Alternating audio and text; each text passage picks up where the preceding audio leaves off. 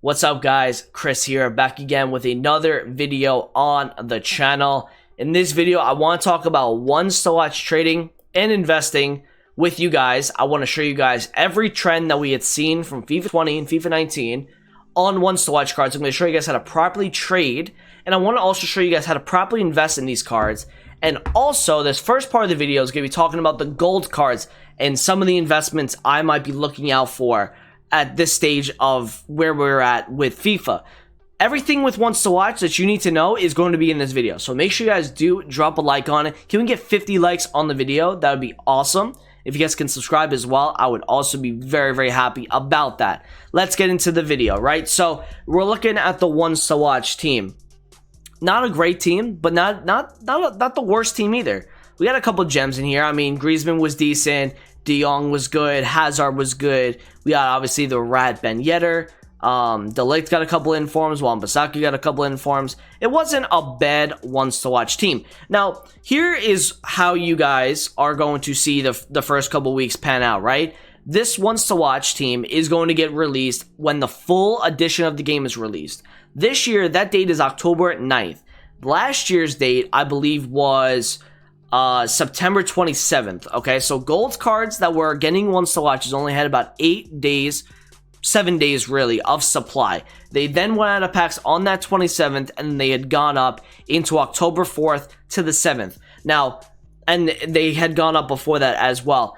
Now, what I like a lot about the ones to watch promo is that it's a 10-day promo. So normally, these cards are going up and people are needing them for their weekend league teams. They overlap into that first weekend league, which last year the first weekend league was October 4th to October 7th. So people were buying into their teams over that whole week while these golds were no longer in packs. And they only had supply for about 7 days. So let's get into like a couple of the graphs. I just want to show you guys quickly the trends that we had seen. You look at Wan-Bissaka here. He says 10,000 coins is extinct, right? He goes extinct a little bit. He then rises all the way to about 30,000 coins. I bought like 1 or 2 last year, made about 17k a card, and solid investment. He went all the way to 29,000 coins, and he stuck around 26 to 27 by the early part of October. Solid investment right there if you can get in the first couple of days.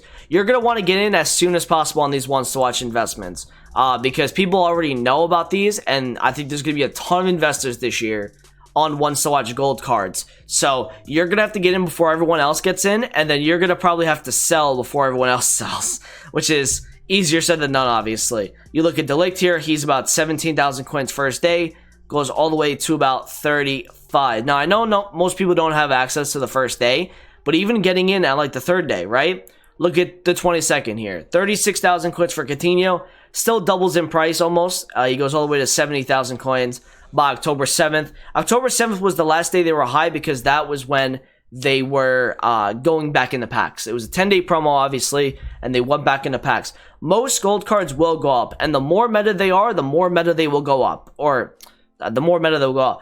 The more meta they are, the more they will rise in price. Look at Griezmann here, for example. I pulled gold Griezmann last year at a point where I believe he was like 250,000 coins. 270 really. I held the card for a couple days knowing he was going to rise. He hit a high of about 360. So, that's what you can really see with this card. Friday, October 4th, first weekend league, Friday night markets. You guys know the drill. The market usually rises a good amount. And again, right, why do the gold cards go up? Well, there's no supply of these cards anymore, right? There's only been about 7 days of supply, and they're meta, and people need them for their team. So, of course, they are in high demand when the ones to watch team goes in. Now, I want to show you guys the trends. What did we see this year with trends? And the last couple of years has kind of been the same as well. Here is a scenario that I'm going to point to you guys, and you guys are going to have to work with me here, okay? Philip Coutinho, right here, 89 overall, scores a goal and an assist for Bayern. What's going to happen is everyone is going to figure out that Coutinho is having a good performance. He's getting a goal and an assist, and he's most likely going to get a team of the week that following week. What's going to happen is everyone's going to buy into that card. What you're going to do is you want to buy in as soon as possible. So if you have any apps that tell you when players score, I would put like notifications on your phone for players in the ones to watch team. I know how dumb that sounds, but if you're really committed to making coins, put notifications on for certain players who are in the ones to watch team, and you plan on scoring goals and just seeing how they do. Once you see a guy score, bam, you're going to see that ones to watch card go up immediately, and that is why you got to get in as soon as possible. What's then going to happen during the game is that card's going to absolutely skyrocket. It's going to go up a ton. I remember Christian Pulisic went from like, I don't know, he went all the way to like 65, 70,000 coins. He went skyrocket right here. Went to 70,000 coins on the Tuesday, right? Look where he was. 14,000 coins, guys, all right? This guy was in the dumpster. Nobody thought he was going to do anything. He scores a hat-trick against Burnley, I believe, and he goes all the way to 60+ thousand coins. Now, that first day, he also had a huge rise. He had like a 65k upward swing, and then what's going to happen after the game is people are going to have this card in their club. They've bought him already, and that is why the price has gone up so much. They're going to realize to themselves that they have another 4 to 5 days before that team of the week does come out, and now wants to watch cards getting an upgrade. So what they do is, because they need coins, they usually sell after that. So you're going to see somewhat of a downturn on that card. So you could have gone in, for example, and I remember this quite good. You could have gotten in at like 50+ K, right? 50 to 55K you could have gotten him at. And by that Tuesday, what's happening now, and you're seeing right here, before, you see this Tuesday? October 29th, this is the day before he gets his ones to watch, right? Or he gets his upgrade. He just absolutely gets destroyed the next couple days. Reason being, there was so much overinvestment. There's always overinvestment, by the way, when it's ones to watch. People in this Saturday, Sunday night mode start to realize that the Team of the Week card is starting to come out on the Wednesday, and they're starting to buy back in now. So the same people that sold are now the people that are buying back in again. And his card rises usually in the hype on Monday night and Tuesday afternoon. You're going to want to get rid of these cards by Tuesday night for the most part. I saw one scenario this year. Usually most +1s will go down on that Wednesday when they get that upgrade. And, you know, for example, Pulisic was never going to be a 70,000 coin inform. His ones to watch absolutely tanked because of it, even though he got a +3. Now, something different here was Wan-Bissaka, right? Wan-Bissaka's ones to watch actually went up the day he got an upgrade. But that was only because he was an 82 from a 79, and he was really, really meta, right? You could make the case that Pulisic wasn't as meta as Wan-Bissaka, and that's why more people bought up Wan-Bissaka when he got the upgrade. So for the most part, you usually see the cards drop off a ton after that inform upgrade. You know, a guy like Thorgan Hazard here, I can show you guys. He had a inform quite early on, actually.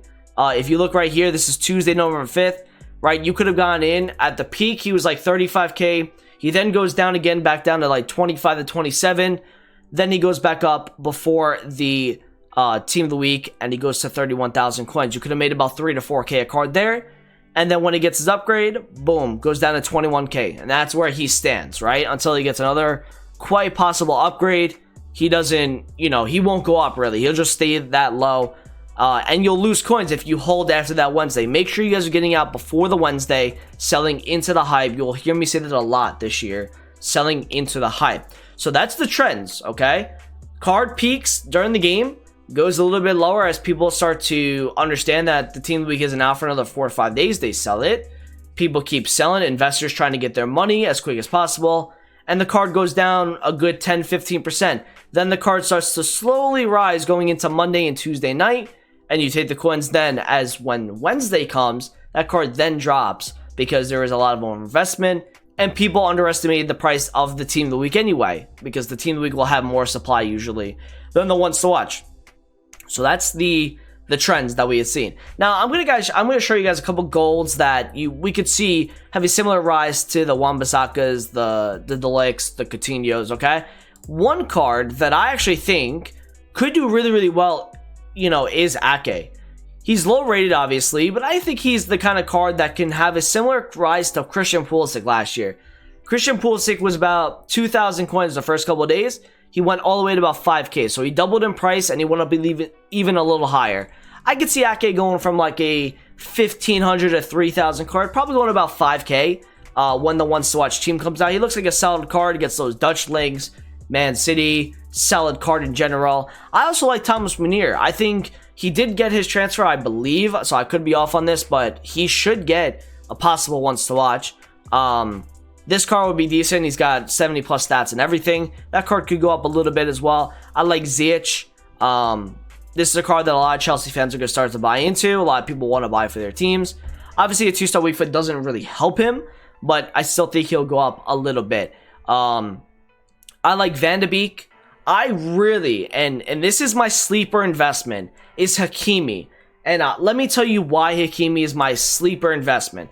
Obviously, Hakimi is an 82 right now, right? He was on Dortmund, and he has 95 plus pace. He's got okay defending, okay physical, but here's my thinking behind this.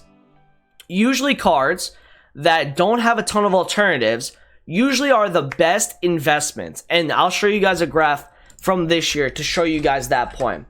Hatesabor's Shapeshifter card was the only special right back realistically that we had a meta right back in that Serie A.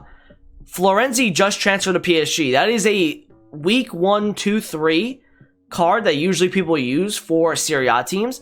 Hakimi is now realistically the best right back in that league. I don't know if there's another one, but he's one of 2 at least.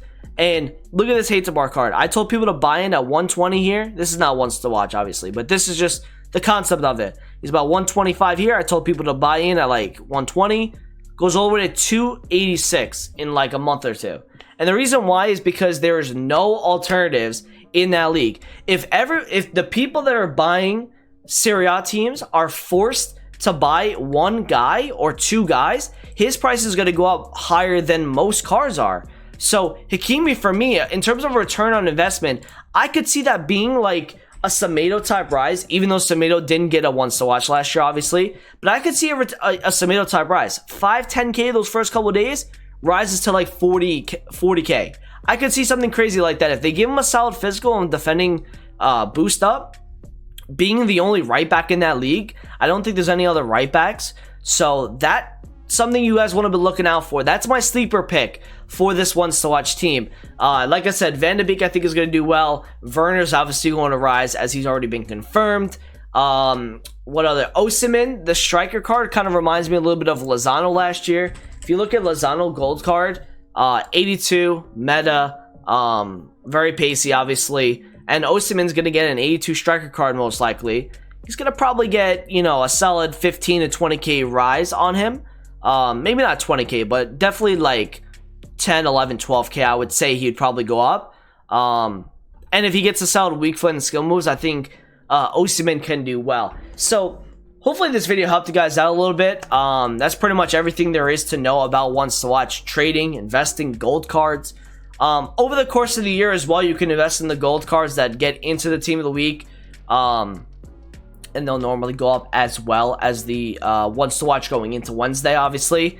Now, the gold cards usually are not going to peak on that Tuesday night going into that Wednesday, because if they do get that team of the week on the Wednesday, they're going to be out of packs for a following week, and that's when they're going to rise going into the weekend league rewards, Friday night, Saturday, etc. Those ones to watch cards, though, you're going to want to sell them prior to their upgrade for the most part on that Wednesday. I showed you one graph that showed him actually rising, that Aaron Wan-Bissaka, but for the most part, they usually do go down when they get their upgrade. So I'm hoping you guys did enjoy this video. Make sure you guys do drop a like. Let's get 50 likes on this video. I think we can do it. All right, drop a like, subscribe if you're new around here, and I'll talk to you guys in videos soon. Peace out.